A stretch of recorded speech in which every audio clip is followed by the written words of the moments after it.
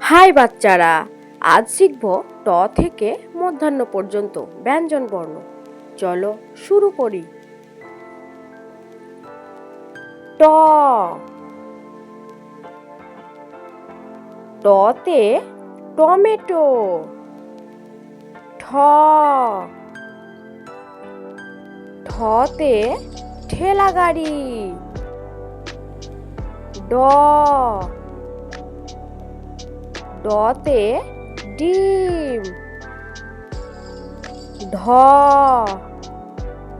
ঢতে ঢাক। মধ্যাহ্ন, মধ্যাহ্নতে বাণী।